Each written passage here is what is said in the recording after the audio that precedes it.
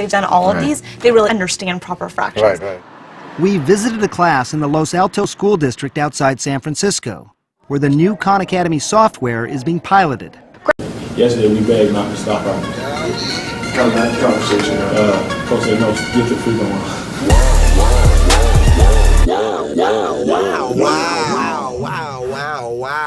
Grab your computer, log in, and then open Khan Academy. Right away, you notice something different.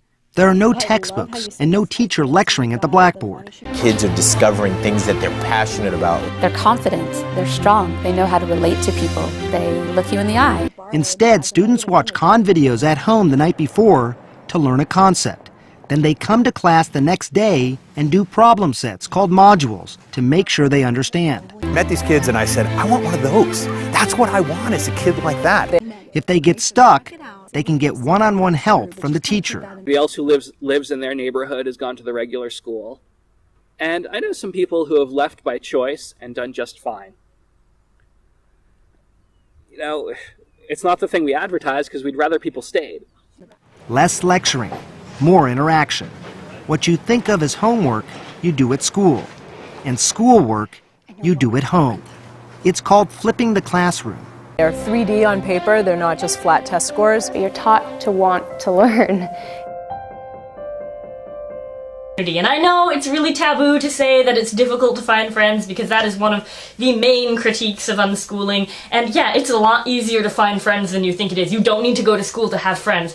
But at the same time, that constant ache for your unschooling community, that's something that's really present in me. And 7th grader Laureen Forget says using Khan Academy at home has given her math a big boost. I'm not a big fan of textbooks. I thought that Khan Academy was a lot easier because it's on a screen, it's easy to find the concept you want to do. And now with the videos. Oh, wow. Wow. That chick bad like wow. That whip fast like wow. Big money bags like wow. They check the swag like wow. Yeah. Still spit that fire like dragons, that's angry. Older brother's printing shop in Boston. Within a decade, through his potent combination of skill, hard work, and business sense, Franklin emerged as the leading printer in Philadelphia. I go to conferences, and I really miss those people when I'm not around them, and I miss my unschooling brethren. So that can be a drag, to have your friends live all around the world and, you know, not be able to see them with the frequency. And the improvement of mankind. It was the peak of the Enlightenment, the age of Voltaire, Hume, and Rousseau, when philosophers championed reason and empirical data. Do you find yourself rewinding it, playing it again if you need to? A lot, yeah. You do that at home? Yeah, usually when I watch a video, it's because I'm having trouble on the practices. So if I don't understand the video, I can always rewind it or pause it so that I can go back to the module and do what I learned. Keep going. I don't know. But I sing it at home. Okay. All right, good job, Baker. Wonderful. Good job.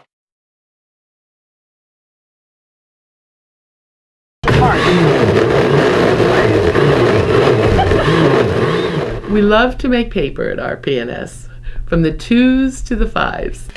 First they're tearing, which develops their fine motor skills. Now we're on to the next step. Right into the blender.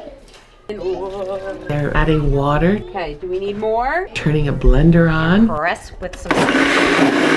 Oh, did you hear the noise? Yeah, try it again. And then they pour the pulp into a form. So you get in there. Over scripture and superstition. But it was sort of rough and tumble.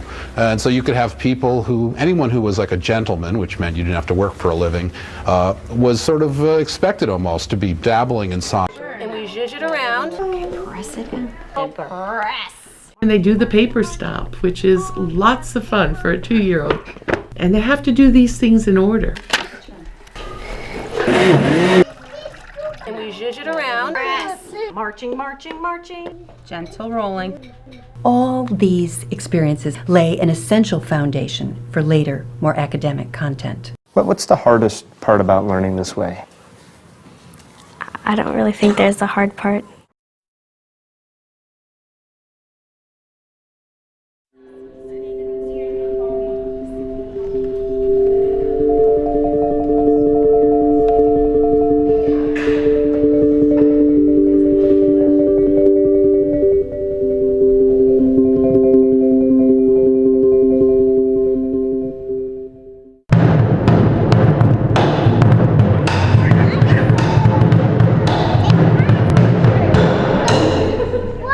Listen to the special sound. My belt cost 6 francs and my watch a Mercedes. My chain cost a car, mama told me I'm crazy. Crazy. As young children experience the drum sounds from Mr. DiMaselli's program, the modern dancing, the step dancing. Raise your hand if you do dance. They are learning and believing that they can also one day perform in such a way.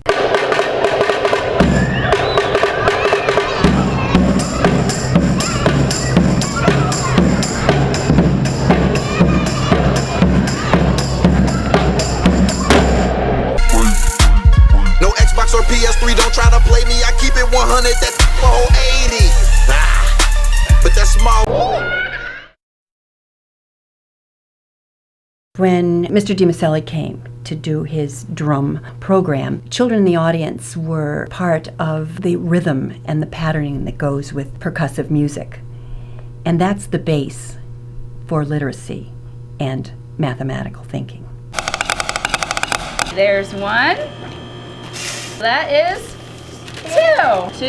And I think Franklin kind of grew up in that era and wouldn't have hesitated for a moment to feel that he himself could also be involved. Franklin threw himself into the most exciting area of 18th century science, the study of electrical fire. He had first been drawn to electricity in 1743, when he witnessed an electrical oddity show put on by a visiting Scottish performer. Talking about big business, coming down in a black Porsche with a briefcase, bumping big pimpin'. Top down with your chicks with me, doing donuts, that's 360s. Keychain, that's from Louis, that costs like 3 Benjis. Before Franklin came along, electricity was sort of parlor tricks, people doing static electricity and making sparks. But Franklin tried to make it useful.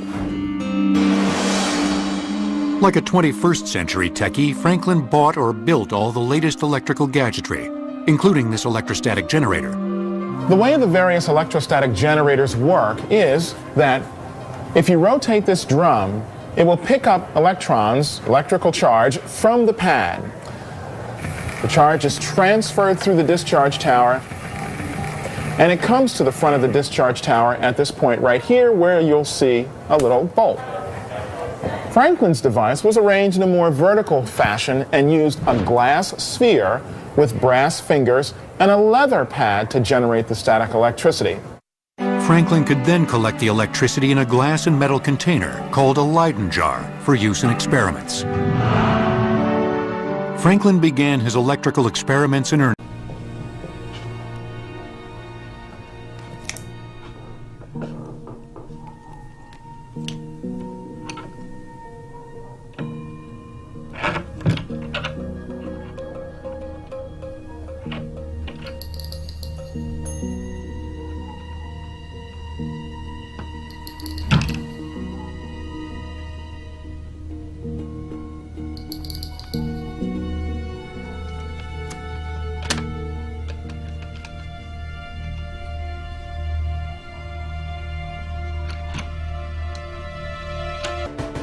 At the age of 42, he retired, a wealthy man in the city of brotherly love. With his printing empire established throughout the colonies, Franklin was now free, he said, to devote his life to science.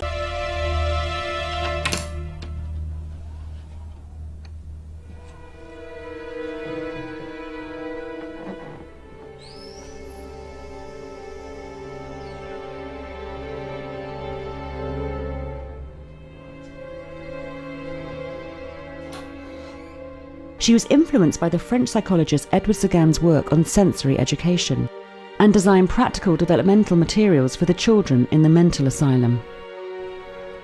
Within these progressively more complex didactic materials lay a series of tasks that Montessori believed encouraged the children's own control of error. In the cylinders, the child repeatedly tries to find the right diameter object. Montessori believed these kind of physical tasks educated the child's eye to recognize mathematical sequences and concepts. Washing the pound and I'm burning it down, and they say I'm that guy and that's word in the town. If we talking about style, we gonna be here a while. Talking chickens, what you want to get? Breast wing or drumstick? Diarrhea, I run shit. The key aspects of her philosophy are the fact that children learn by doing. Now that has become common day practice.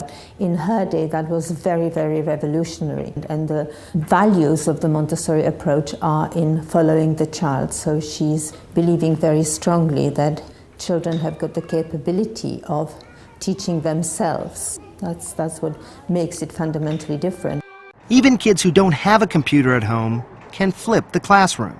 Eastside Prep in East Palo Alto keeps its computer labs open until 10 p.m.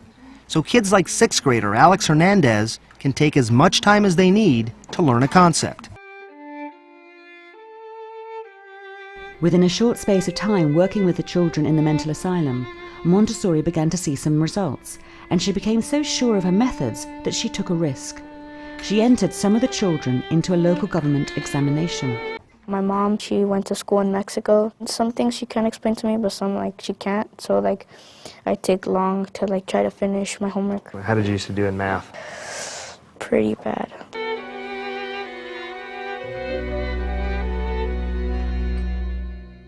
And those children actually achieved very well in those examinations, which prompted her to think, well, if they can do this, what could be achieved with other children if the learning was developmentally appropriate?